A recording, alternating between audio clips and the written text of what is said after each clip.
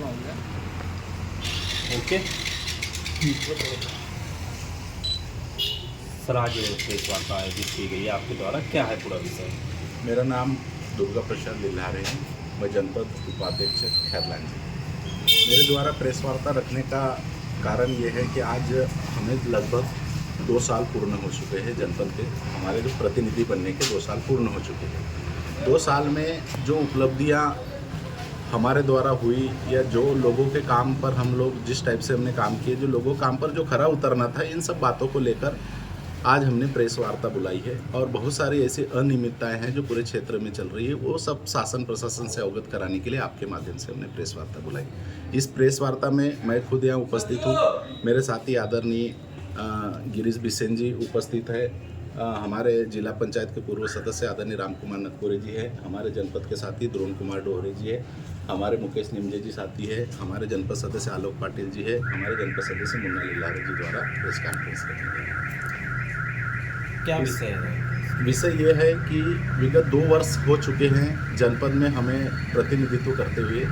2 वर्ष में हमने जैसे लोगों से वादा किए थे कि हमें क्या क्या काम करना है लोगों की समस्याओं पर, वो काम तो हमने जितना हो सके भरसक हमने प्रयास किए, पूरे प्रतिनिधियों ने प्रयास किए। लेकिन कुछ ऐसी जो समस्याएं आई है जिसके कारण हम लोगों के काम को सही मायने में नहीं कर पाए।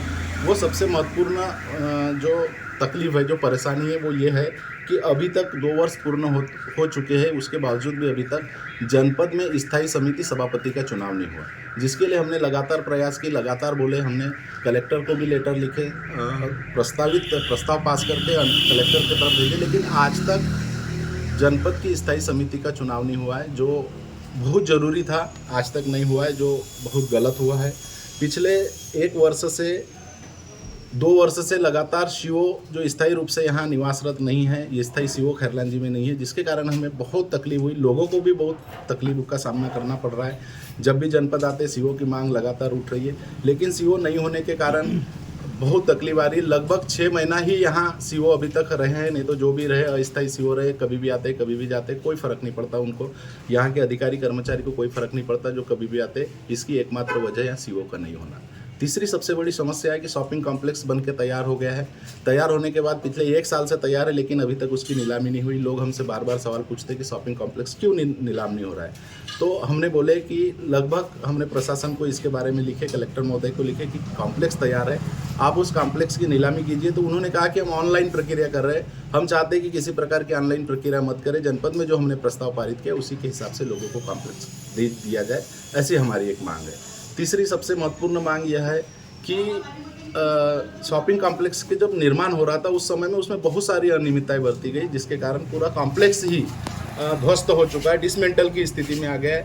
उस कॉम्प्लेक्स की जांच किया जाए, जिसके लिए ऑलरेडी हमारे पास प्रस्तावित है, कलेक्टर महोदय की तरफ हमने प्रस्ताव को भेजा है, लेकिन अभी तक उसकी भी किसी प्रकार से कोई जांच नहीं हुई। स्वास्थ्य विभाग के बारे में अगर हम कहें तो स्वास्थ्य विभाग में अभी स्वास्थ्य विभाग के अंतर्गत हमें प्रभारी स्वास्थ्य विभाग के द्वारा बताया गया है कि प्रत्येक 27 गांव ऐसे हैं जिसमें आरोग्य मंदिर ग्राम में बना हुआ है, जिसकी प्रभारी एएनएम होती है। एएनएम द्वारा वहाँ निवासरत नहीं रहने के कारण वो कभी भी आते कभी भी जाते, इससे भारी तकलीफ होती है लोगों को। ओटीपी खुला नहीं रहता उसका, जिसके कारण उनका स्वास्थ्य से इलाज नहीं हो पाता, और इलाज नहीं होने के कारण लोगों को काफ़ी असुविधाएं होती है। इसकी जांच के लिए हमने रखे। दूसरी सबसे बड़ी समस्या ये है कि अभी जो सरकार ने निर्देश जारी किए झोला छाप डॉक्टरों पर पाबंदी लगाने का, तो हमारा ऐसा कहना है कि झोला छाप डॉक्टरी गांव में मुख्य रूप से सुविधा लोगों को उपलब्ध कराता है। अगर ऐसी परिस्थिति में झोला छाप डॉक्टर को ही बंद कर दिया जाए या उसको रोक दिया जाए तो इसमें काफ़ी अनियमितताएं होगी, काफ़ी परेशानी लोगों को बरतना पड़ेगा। क्योंकि कोरोना जैसी महामारी में अगर सबसे ज़्यादा ग्रामीण क्षेत्रों में किसी ने काम किया तो झोला छाप डॉक्टरों ने ही लोगों को बचाने का काम किया है। तो ऐसे लोगों पर सरकार जो कार्रवाई कर रही है, कार्रवाई को तत्काल रोका जाए और उन डॉक्टरों को अपनी सेवा देने के लिए रखा जाए, यह हमारी मांग है। तहसील कार्यालय की अगर हम बात करें तो ऐसा प्रतीत होता है जैसे खैरलांजी क्षेत्र में जो तहसीलदार है वो जो जिले भर से या प्रदेश भर से जो तहसीलदार नहीं चलते पूरे प्रदेश में, ऐसे लोगों को यहाँ ला दिया जाता है। जो छोटे छोटे मामले हो, चाहे वो फौती का मामला हो, चाहे वो किस्तबंदी का मामला हो, चाहे वह ज़मीन का छोटा मोटा विवाद हो, रास्ते का विवाद हो, ऐसे ऐसे मामले जो 4 से 10 दिन में ख़त्म हो जाना चाहिए, तहसीलदार उनको 1-1 साल 1.5 साल तक चलाता है। ऐसे तहसीलदार को यहाँ ला दिया जाता है, ऐसे तहसीलदार को भी यहाँ से तत्काल हटाना चाहिए, ऐसी भी हमारी मांग है। और सबसे बड़ी बात है कि PWD विभाग द्वारा जो पूरे क्षेत्र में जो कार्य किया जा रहा है, PW विभाग की जो रोड बन रही है, जिसमें नए गांव से डोंगरिया मार्ग है, बिटोड़ी से कोथुरना मार्ग है, घोटी से पठानटोला मार्ग है, मुरजड़ से गर्राबोड़ी मार्ग है, चिचगांव से खुर्सीपार मार्ग है, पिंडके पार खुर्सीपार फोगलटोला मार्ग है और सालेटेका से कीनी मार्ग, ये PWD द्वारा बनाए गए सभी निर्माण कार्य रोड का जो गुणवत्ताहीन है और पूर्ण रूप से खराब हो चुके हैं, इनकी भी जाँच किया जाए। ऐसे हम लोगों ने मांग करने के लिए आज प्रेस कॉन्फ्रेंस को यहाँ आप लोगों को आयोजित किया है। इसके अलावा आप अन्य सवाल पूछना चाहेंगे? सर, एक सवाल मन में था जो आपके द्वारा अवगत कराया है कि यहाँ विगत 2 वर्षों से CO साहब उपस्थित नहीं है, तो सर आप इसे किसकी उदासीनता कहेंगे? ये प्रशासन की उदासीनता की या किसी जनप्रतिनिधि का हस्तक्षेप? नहीं, जनप्रतिनिधि का हस्तक्षेप नहीं कह सकते हम। हमने सारे जनप्रतिनिधियों को लगातार इसके बारे में अवगत कराया, लेकिन ये प्रशासन की उदासीनता है जिसके कारण यहाँ स्थायी CO ने भेजकर अस्थायी CO को भेजा जा रहा है, जो कभी भी यहाँ आते, कभी भी जाते, कभी आते। हमें अभी जो नया CO यहाँ वर्तमान में है, जैन मैडम, उसको तो हमारे सारे जनपद सदस्यों ने देखा तक नहीं है। कब आते कब जाते हमें नहीं पता। पहले वाला इतनी सारी आपके द्वारा अनियमितताएं बताई गई, इस प्रकार से इतनी अनियमितताएं जब चल रही है तो इस पर स्थानीय जनप्रतिनिधियों का अभी क्या रूप है? स्थानीय जनप्रतिनिधि सिर्फ शिकायत कर सकते हैं जो हमने किए हैं। सामान्य सभा की बैठक में हमने प्रस्ताव पास किए, प्रस्ताव पास करने के बाद सारी अनियमितताएं जो मैंने आपको बताया सारी की सारी सामान्य प्रशासन की बैठक में, सामान्य सभा की बैठक में हमारा प्रस्ताव लिया गया और उनके द्वारा हमने प्रशासन को जिला प्रशासन की क्या अभी भूमिका? अभी कोई भूमिका समझ में नहीं आ रही, किसी पर कोई कार्रवाई नहीं। क्या चाहते हैं? हम चाहते हैं कि हमने जो अभी मांग रखे, जो समस्या रखे, इस पर विस्तार से कार्रवाई हो, जिसका लेटर भी जिला प्रशासन को चले गया है। हम चाहते हैं कि इस पर विस्तार से कार्रवाई करें। एक और प्रश्न का उत्तर दे दूँ। सब इंजीनियर बहुत दिनों से एक ही जगह है, हाँ, उसके लिए भी हमने उस पर कोई कार्रवाई नहीं की। यहाँ जो हमारी जनपद में जो सब इंजीनियर है, जिनकी जो लंबे समय से जिनका फील्ड जमा हुआ है, 8-8, 10-10 साल से उनका ट्रांसफ़र इधर उधर नहीं हुआ है, अब वो ऐसे हो गए हैं जैसे अब वो अपनी मर्जी के मालिक हो गए हैं। वो आते जाते, कब जाते, जनपद में लगभग आना नहीं होता, हमेशा फील्ड पर रहते। यानी सरपंचों के साथ अब उनका घरेलू संबंध हो गया है। उनके गांव जाके, पंचायत जाके वो लोग मूल्यांकन कर रहे हैं, उनका बिल बना रहे हैं, सारी चीज़ इंजीनियर कर रहे हैं। ये सब चीज़ों के लिए हमने भी लगातार मांग की है कि इनके सेक्टर में परिवर्तन लाया जाए, जो अभी तक इनके सेक्टर में परिवर्तन नहीं लाया। सर, और एक सवाल था कि आपके द्वारा जो बताया गया है कि आरोग्य मंदिर बनकर के तैयार है, लगभग 25 मंदिर, 27 मंदिर, तो उसमें ANM की पदस्थ रहना चाहिए, वो कहीं ना कहीं उपस्थित रहते हैं। तो आपको तो यानी स्वास्थ्य विभाग से क्या आश्वासन मिला कि कब तक यह सुविधा यानी सुचारू रूप से ठीक हो जाएगी? स्वास्थ्य विभाग से मुझे कोई आश्वासन नहीं मिला। मैंने स्वास्थ्य विभाग से पूछा कि कितने स्वास्थ्य आरोग्य मंदिर बने, उन्होंने बताया मुझे जानकारी 27 बने, लेकिन जब मैंने चेक किया तो वहाँ जो पदस्थ ANM है जो वहाँ रहना चाहिए, निवासरत रहना चाहिए, ताकि लोगों को सुविधा का लाभ मिल सके, लेकिन वो लोग निवासरत नहीं, वो कभी भी आते और कभी भी चले जाते। 1 घंटा OTP खोलते, दोपहर में घर चले जाते हैं। मैंने इसकी शिकायत लगाई। आपके द्वारा जो समस्याएं बताई गई है, जो पूरी मतलब जनहित में है,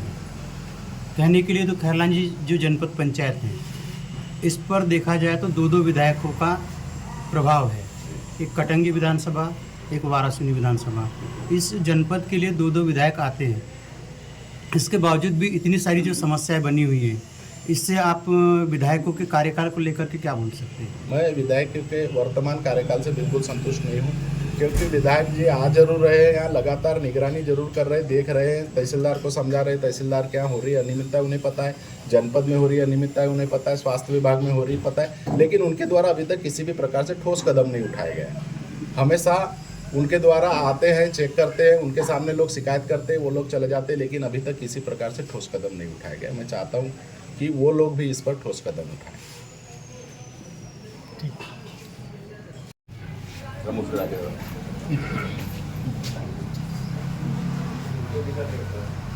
महोदय, किस विषय को लेकर के आपके द्वारा प्रेस? सबसे पहले तो मैं अपना परिचय देता हूँ। मेरा नाम गिरीश बिसेन, गाँव बजियादन है। मैं 15 सालों से जनपद सदस्य रहा, 2 बार उपाध्यक्ष भी रहा जनपद का। पर आज जो देखने में आ रहा है जनपद जो पहले के हिसाब से चलना चाहिए वो नहीं चल रही है। कोई देखने वाला नहीं है, सीओ नहीं है, ये तो भैया ने बताई थी। तहसील का भी हाल है, वो भी आपको मालूम, हॉस्पिटल का भी हाल है। जितने एनएमएम कोई नहीं रहती है सबके लिए, जबकि व्यवस्था सरकार ने कर दी वहाँ रहने के लिए मकान पुराने अप टू डेट करके दी हर गाँव में।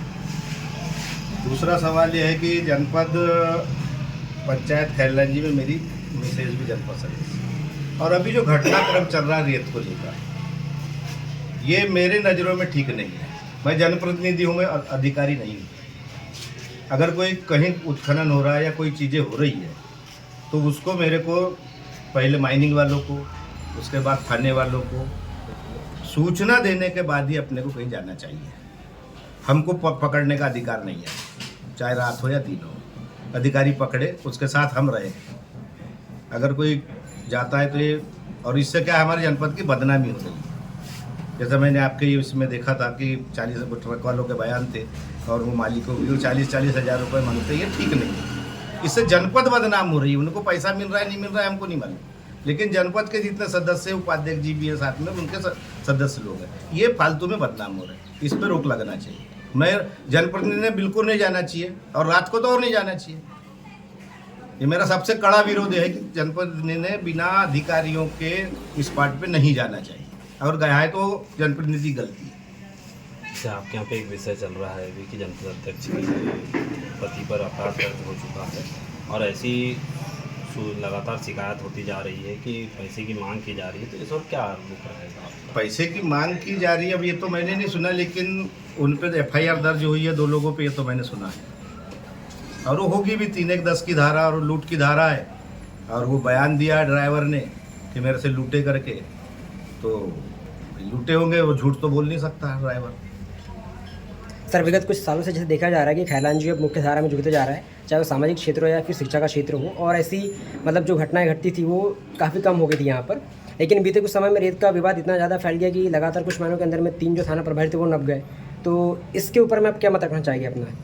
अब थाना प्रभारी नप गए, वो कुछ जनप्रतिनिधियों से उनकी नहीं पटी। अब वो कौन सी कार्रवाई करना चाहते थे, थानेदार नहीं करना चाहते थे। अब MLA लोग साथ में थे, घोरगढ़ में भी इस पे वो हुआ। तो ये बात मुझे है ना इतनी ज़्यादा कटुता से नहीं कह, यानी इससे नहीं कह सक रहा हूँ कि थानेदार कैसे गए, लेकिन कर्मचारी हैं, कर्मचारी कभी किसी से द्वेष नहीं करता है। अभी एक बयान आया था आंसू बघेले जी का कि वो CO अपने SDOP साहब मेरे से वो कर रहे थे करके कोई जुलूल बातें, पर मैं नहीं समझता ऐसा। मैं बहुत से अधिकारियों के साथ रहा हूँ, SDOP थानेदारों के साथ तो मेरी बैठक ही 15-20 साल रही है। वो लोग कोई चीज़ को उदाहरण दे के समझाते हैं कि भैया ऐसे से ऐसा होगा तो क्या होगा, ऐसे से ऐसा। यानी मेरे को अगर कोई चीज़ समझाते तो मैंने उसको गलत में नहीं लेना चाहिए, उसको समझना चाहिए पहले। ये मेरी मानसिकता है। अगर एकाएक उन पे शासन प्रशासन पे आक्षेप लगाना ये ठीक नहीं है। काम तो काम उन्हीं को करना, शासन प्रशासन ही करेगा, अपन तो कर नहीं सकते। हम तो उन्हीं के माध्यम से काम करेंगे। गलत भी होगा सही भी होगा तो अधिकारी ही कलम चलाएगा उसमें। जिससे हमको उस पर सपोर्ट में लेना चाहिए अधिकारियों को, कर्मचारियों। जैसे आपने रेत के मामले में बोला है, तो जो अभी वर्तमान स्थिति में जो रेत का खनन हो रहा है, परिवहन हो रहा है और जो डंप हो रहा है, ये कहाँ तक लीगल है या अनलीगल है? अभी बारिश में तो बंद रहता है, लेकिन मेरी वाराणसी में विधायक से बात हुई, बोले मेरे यहाँ सबसे ज़्यादा घाट है, लेकिन कहीं वो उत्खनन नहीं हो रहा है। बोले आपका खैरलांजी में ऐसे कैसे उत्खनन हो रहा है? तो फिर इस जो उत्खनन को और जो परिवहन हो रहा है और परिवहन करते हुए जो डंप कर रहे हैं, इसको आपकी नज़र से अवैध मानना चाहिए? मेरी नज़रों में है कि जो उनने पहले रेत डंप किया था उसको जमा करके शायद वो ट्रक में भर रहे थे। ये जो सुना हूँ मैं देखा नहीं। मैं तो 15 साल में मैं कहीं एक भी रेत घाट पे नहीं गया। पहले भी पाठक साहब अगर कोई था, अभी भी है पाठक जी अपने रेत वाले। मेरे साथ तो जनपद अध्यक्ष रत्नाबाई कोराम भी रही, मेरे साथ राकेश बनोटे रहे। मैं उनके पहले फेकन डोरे जी के साथ भी काम किया हूँ जनपद में, पर वो इस समय ऐसे कोई मामले नहीं आते, कोई कहीं जाता नहीं था, और कोई ऐसा हमसे पैसे मांगते करके कोई एक आदमी भी कंप्लेंट नहीं कर सकता। लेकिन ये कहीं बात आ रही है तो कहीं ना कहीं कुछ होगा, पैसे का लेन देन मामला होगा तब ना कहीं। सर, अगर आपके बयानों को मध्यस्थ रखा जाए तो फिर जो वर्तमान जनपद अध्यक्ष है श्रीमती आंसू बघेले, उनकी कार्यप्रणाली गलत पाई जा रही है आपके नज़रों में? भाई मैं महिला होने के नाते या तो जनप्रतिनिधि को उनको रात में नहीं जाना चाहिए। मैं तो पुरुष होता तो भी नहीं जाता। सीधा आरोप है आपके ऊपर। मैं तो पुरुष भी अगर मैं खुद होता जनपद अध्यक्ष तो नहीं जाता। हमारे दुर्गा भैया ने, इनके पास तो रेत घाट है, ये नहीं जाते खुद। और जाना था तो फिर तहसीलदार साहब, माइनिंग ऑफिसर साहब, SDOP साहब, इनको लेके जाना चाहिए था।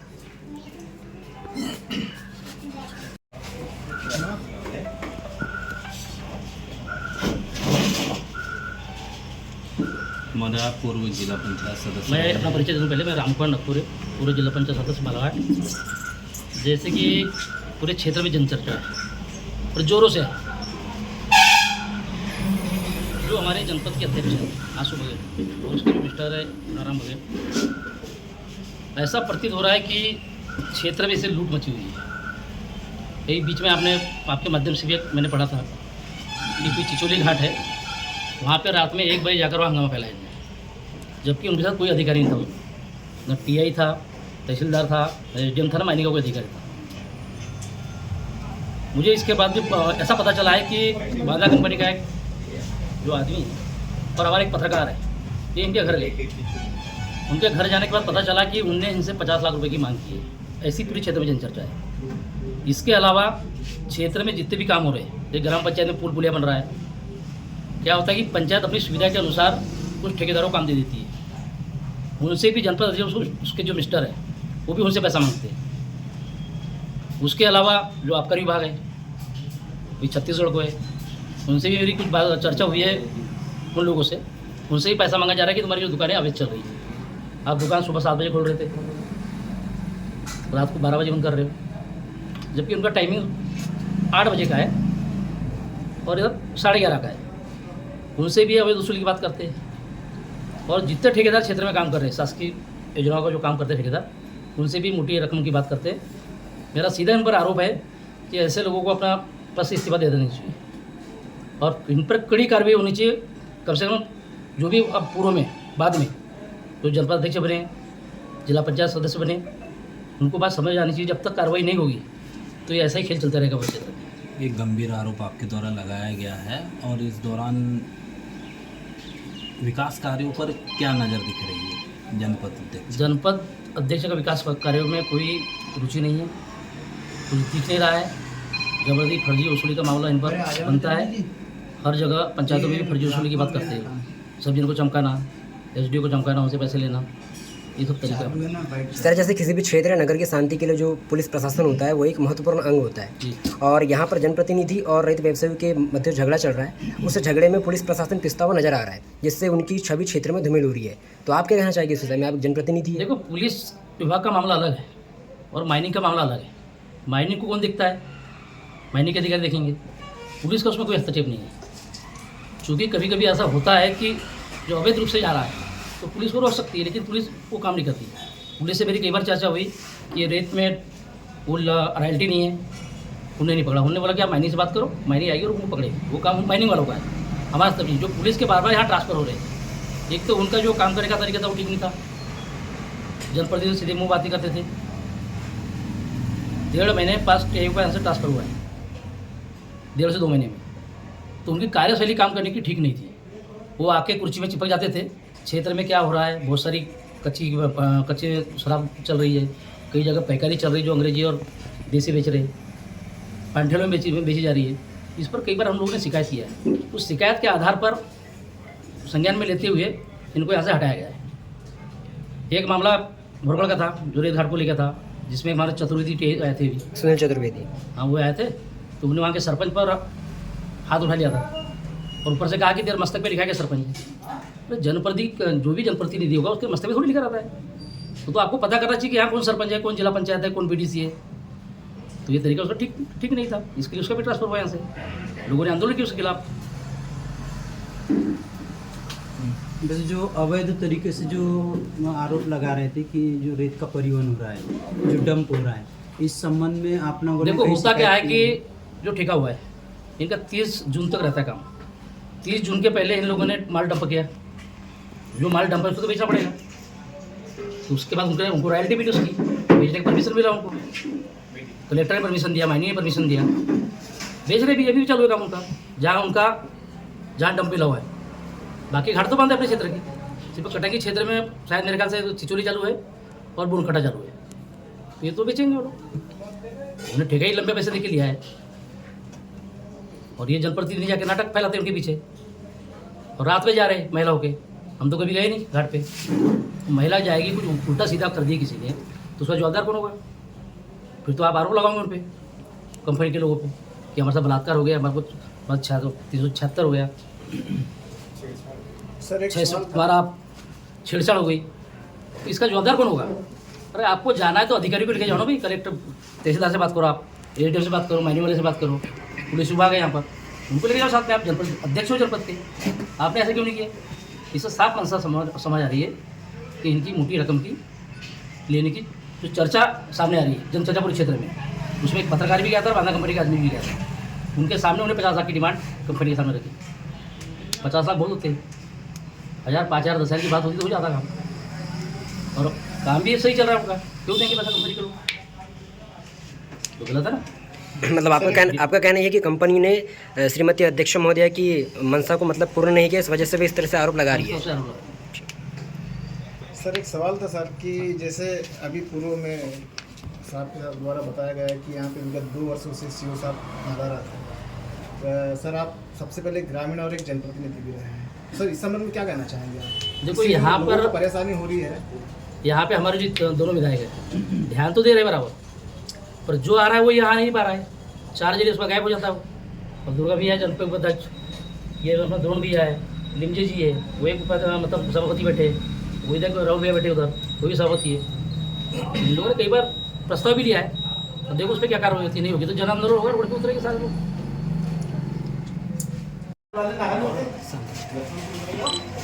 महोदय, क्षेत्र में जो इस प्रकार की अनियमितताएं देखी जा रही है, इसको लेकर क्या विचार है? सबसे पहले तो बता दूं, मेरा नाम भारत सिंह छियोर है। सामाजिक कार्यकर्ताओं में लगातार जनपद, तहसील, अस्पताल यहाँ सब जाते रहते हो, और समस्या इसलिए बड़ी समस्या है क्षेत्र में।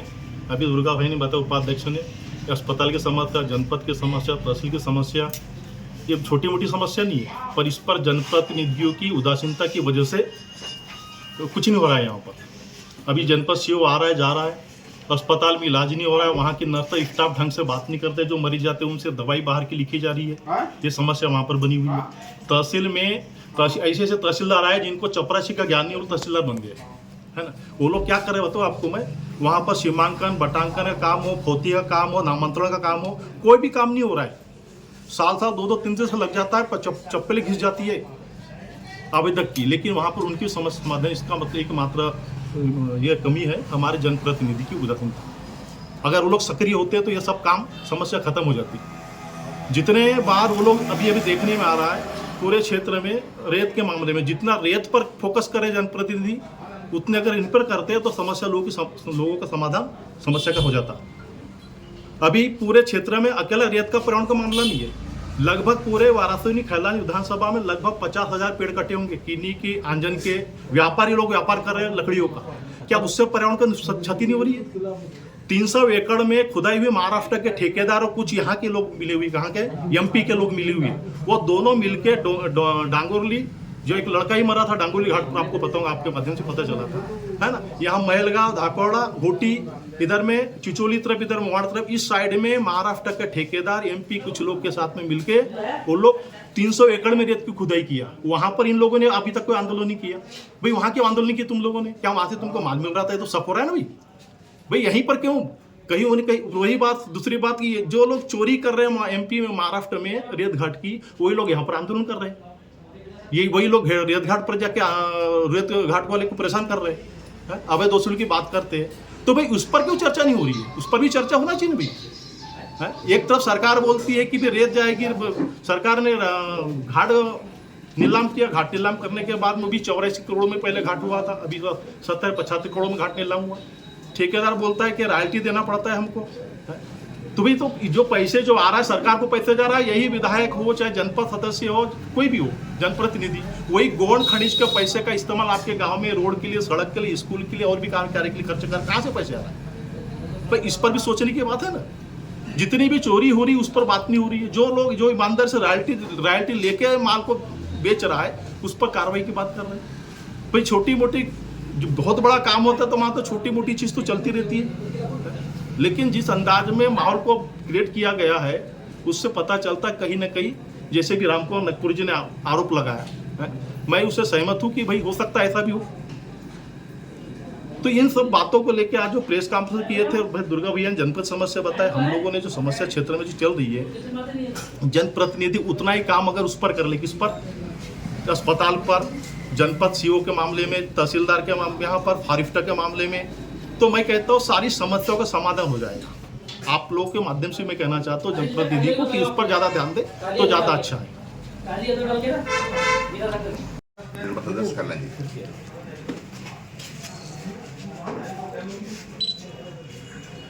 महोदय, आप जनपद सदस्य हैं और आपकी जनपद के माध्यम से पूरे क्षेत्र के विकास की एक बड़ी जिम्मेदारी रहती है, तो किस प्रकार से अभी कार्य को चल रहा है और किस प्रकार राशियों का बंटवारा हो रहा है? देखिए सर जी, अभी यहाँ क्या है, यहाँ सीओ नहीं है, अधिकारी कर्मचारी मनमानी कर रहे हैं, अपने मर्जी से आ रहे हैं, मर्जी से जा रहे हैं, यहाँ पर कोई भी सुनवाई कुछ नहीं हो रही है। जब तक सीओ नहीं आएगा, जब तक यहाँ की समस्या का समाधान नहीं हो सकता। ग्राम विकास के कार्यों के लिए अनुमति मिल रही है? अनुमति तो मिल रही है, इसके पहले मिली थी, लेकिन अभी सब काम रुके हुई है। क्यों? बस कोई सीओ नहीं है। जैसे कि इतने लंबे समय से यहाँ पर स्थायी सीओ की पदस्थापना नहीं हो पाई है, तो आप लोगों ने जनपद स्तर पर क्या कार्रवाई की है कि यहाँ स्थायी जनपद सीओ बैठा है? जनपद स्तर पे हम लोगों ने प्रस्ताव भी दिया, विधायक कलेक्टर को भेजे, विक्की भैया विधायक जो थे उन लोग को भी हमने बताया, अवगत करवाया, लेकिन कोई ने किसी को ध्यान नहीं दिया। क्या इस संबंध में आपने जिला सीओ, जिला कलेक्टर इनसे संपर्क किया है? वहाँ भी प्रस्ताव भिजवाया हम लोग ने, लेकिन कोई ध्यान नहीं दे रहे। चुनाव को लगभग 2 वर्ष हो चुके हैं और देखा जा रहा है कि यहाँ पर सभापति का चुनाव नहीं हो पाया, क्या कारण रहा? सभापति का चुनाव उसी टाइम हो जाता, लेकिन कुछ समस्या के वजह से ऐसा नहीं हुआ। सर क्या समस्या थी? समस्या हुई थी कि उस वक्त जो मतदान हो रहा था सही हो रहा था, लेकिन हमारी जो जनपद अध्यक्ष मैडम है, इन लोगों ने कुछ वहाँ विद्रोह कर दिया। एडीएम के साहब जो आए थे उन लोग से कुछ हरकतें गलत कर दिया, इसीलिए वो चुनाव रुक गया। वही वजह से चुनाव पूरा हो रहा था। जो अधिकारी कर्मचारियों का जो समय है आने जाने का, इसके लिए कभी आप लोग ने आवाज़ उठाया? आवाज़ तो उठाया है अभी, लेकिन अभी तो आ रहे हैं सब लोग टाइम पे। आ रहे हैं जी सर, ये जो सभापति का चुनाव आज दिनांक तक नहीं हो पाया है सर, इसका मुख्य जिम्मेदार किसे मानते हैं? ये तो देखो, जिम्मेदार होता है यहाँ का अध्यक्ष, जनपद अध्यक्ष, वही अगर पूरा ध्यान नहीं दे रहा है, इसलिए ऐसा नहीं हो रहा है चुनाव। जो जिम्मेदार पुरुष है वही अगर ध्यान देगा तो चुनाव हो सकता है, ऐसा कुछ नहीं है। जी, आप जनपद सदस्य संघ के अध्यक्ष हो, तो स्थायी सीओ को लेकर और ये जो सभापति चुनाव को लेकर आपकी आगामी रूपरेखा क्या रहेगी? आगामी रूपरेखा वही रहेगी, अगर हमारे उपाध्यक्ष महोदय है, अध्यक्ष महोदय, तालाबंदी का वो करवाएंगे हम लोग, जनपद में तालाबंदी करवाएंगे, आंदोलन करवाएंगे।